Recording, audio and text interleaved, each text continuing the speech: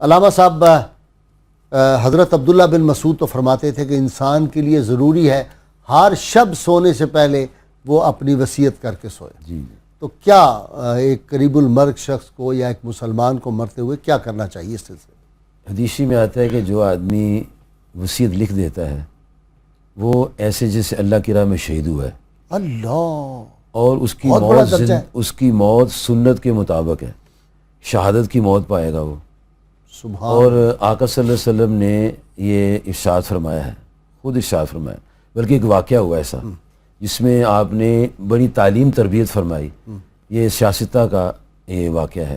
سعد بن وقاص رضی اللہ تعالیٰ، فاتح مصر و ایران. جی ہاں.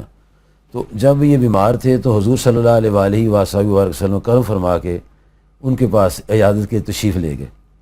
تو انہوں نے محسوس کیا کہ میں بچوں گا نہیں. تو عرض کیا یا رسول اللہ صلی اللہ علیہ وسلم، میری ایک بیٹی ہے، مال میرے پاس بہت ہے، تو میں چاہتا ہوں سارا مال میں اللہ کی راہ میں دے دوں. تو نبی صلی اللہ علیہ وسلم نے فرمایا نہیں، یہ صحیح نہیں ہے. عرض کیا یا رسول اللہ صلی اللہ علیہ وسلم، میں پھر آدھا مال دے دیتا ہوں. فرمایا یہ بھی صحیح نہیں ہے. عرض کیا یا رسول اللہ صلی اللہ علیہ وسلم، میں 2/3 مال دیتا ہوں. فرمایا یہ بھی صحیح نہیں ہے. پھر انہوں نے عرض کیا یا رسول اللہ صلی اللہ علیہ وسلم، میں 1/3 مال اللہ کے لیے دینے کی وصیت کرتا ہوں. اور پیارے نبی صلی اللہ علیہ وسلم کی ذات پاک نے وسوس و کثیر فرمایا یہ بھی زیادہ ہے.